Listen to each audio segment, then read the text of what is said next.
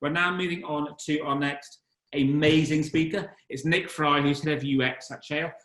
His presentation, in fact, brands will only succeed in D2C if they get the experience right. D2C, one of the hottest areas at the moment. So let's hear what Nick has to say. Nick, again, you've got 99 seconds, and I haven't torn anyone off radio, so I'm dying to horn you off. Go. Thank you. So the purpose of this talk is to illustrate the transition of focus between three experience environments, three key experience environments. And they are the brand experience, the purchase experience, and the support experience. We talk a lot about brands, but what is a brand? A brand is what you evoke emotionally. It's what you create experientially, and it's what you recreate by the association of success experiences. Now that is brand value. And brand value is the aggregation of all of the user's interactions. And you create an end-to-end experience. We call this the experience Trinity, the power of three. It's the power of the brand experience, the seduction of the purchase experience, and the promise of a service and support experience. And with that, these are the emotions you create. So brand excites, the seduction inspires, and the service creates trust. Trust is everything. You can only win if you have a customer's trust. And you can only win, regardless of your brand or product value or reputation, if you have service. And we want to create an experience cycle, a cyclical process. So what can we control with online direct-to-consumer experiences? Well, we can't control the brand perception because it's outside the online. We can't control the product quality. What we can control is the user's contextual needs. So it's keeping mindful of users' intent, contextual to retain their purchase intent, and sequentially, predictably, resolving their needs. Carefully directing expectations, the previous action, the current action, and the next action. That creates confidence and it creates trust. An experience cycle. Promise, post-purchase support, and use data driving to drive it, add personalization, post-sales communication, integrate the online history with the contact history, and you can evolve an experience life cycle. That turns into a customer life cycle, and you synthesize a product habit life cycle. That's what you need. For brands to succeed, trust in support, put service support up front with purchase. Thank you. I was just about to press. You were itching to. Nick, that was amazing. Amazing. Right, we've got lots of questions coming in, so let's go through them. First of all, we've got one here from Andrew who says, how has COVID affected the D2C market overall? It's a nice, big, broad question.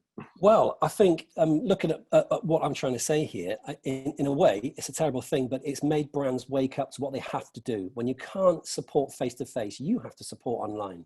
And for me, it's a great wake-up call. It's an opportunity for brands to just say, okay, let's get our ducks in order because we need to support customers. It's not that there's different online environments, right? We're evolving. We're a sophisticated market. We've got the aggregators like Amazon and many others. And you have an expectation when you deal with them that you almost take your potluck. I love Amazon, but you take your potluck because they're a market space. With a brand, you have to support. It's about those three pillars. You have brand value that aggregates from an experience built up over years, usually. But if you can't support and you're taking the money, you're nothing. You have to be there. It's not that you run away into the ether of the online. You've got to stand there, and when they turn around, you've got to be there and look after them in every possible way, whether that's predictive, whether that's CRM or predictive next action. So if you open up an app, it should say, hey, great, you got these products. Do you not know how to use it? Do you want to register your warranty? You got a problem? We probably know what the problem is because we built the product. That's how you should be. That's 100% support service. Sorry, to answer your question, COVID, yeah, it should have made people wake up. Yeah, good. Okay, one here from Carol. She asked, what are the best examples you've seen of data informing experience design? That is a very, very good question. There's a couple of good players that I always like to reference. I mean, it's too easy to reference Apple, but Apple are great because when you do any Genius Bar stuff, they've got all your products and they've gone through the sequential stuff. Dyson are very much the same. They know their product, when their products were built, when it left the factory, they know what you expect, what issue you might have. It's generally not a fault because they're good products, but they know what the experience demand might be. I love AO because it delivers everything. You get phone call, you get your products delivered. I know I shouldn't name brands, but they get it right for me. There's countless others, but for me to answer that question is anyone who uses your data to be predictive, that's the answer to everything. So you shouldn't name brands. I sort of think you should. Sorry. So let's name what brands are getting it wrong. You know, AO, Apple, and stuff. I know you just unfed a pig on people, but you must have seen things that you just make you. I wouldn't want to name any brands because that's probably not fair, but everyone's got their issues. But I mean, I think I'll go back to the point of if you use data, you can get it right. I mean, data now is everywhere. We're firing off data just by existing when we wake up. So surely as a brand, it's our responsibility to use that data responsibly and provide a really, really good service. You know, and I think moving forwards as we evolve from our online beings to our online lifestyles, it's the brands that do embrace data in the right way and serve predictive solutions to a user. They're the ones that will scream ahead. And Apple have done it from the start. You know, I don't like always quoting them, but yeah, you know, that's, yeah, in short. Question here from Diane, who says, okay, you can't name brands, but can you give us some of the commonest mistakes you've seen? Yeah, common mistakes are getting CRM wrong. So a lot of brands, you'll purchase a wonderful product and then you get an email or be part of a wider CRM group and say, hey, buy this product. And if you bought it for a different price point, or you're being fired off an email when you just bought the product, to me that says these people don't care. So you really should get an email saying, hey, Nick, thanks for buying X product of this. Here's how to download the app and here's a video how to use it. And if you've got any problems, here's support. For me, that says that's trust, right? So that's what you need to do. I've seen cases where it's gone, dear XXX, name here. You've bought a product field here. No one's bothered with the CRM database. You know, they've never bothered to actually get it sorted out and fired off at the right time. So I think the cyclical process is critical. Perfect. Okay, I've got a question here from Charlie. He says, he or she says, we've had our budgets cut. What can I do right now to improve experience when I can't throw my wallet at it? CRM. Easy. It's old school. 1990s. Get your emails right and you got it.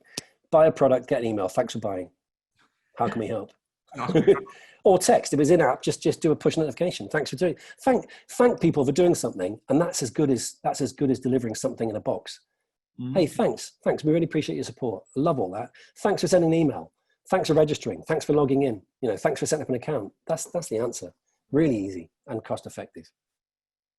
Excellent. We've got one here from Mo who says, when there are no live events or outdoor and limited bricks or mortar retail, what technologies are there in the digital sphere to bring brands to life?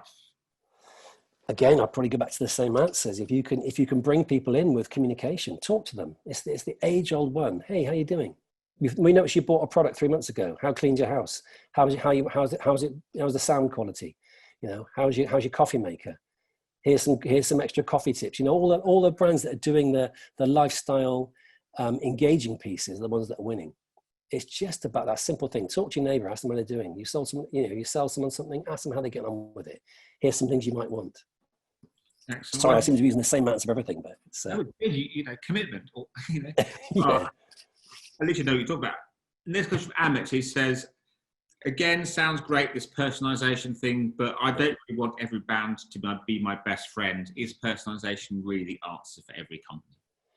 Well, again, that comes to the second part, which is servicing users' needs, right? Do they want to be communicated all the time? I think a courteous thanks for buying email is great. Do you want to opt out of this? You know, that's where you go into a sequential reveal. Let's not have a form where you've got to put your name, your inside leg measurement, who your favorite football team is, what cake you like, and then expect to see a deluge of emails.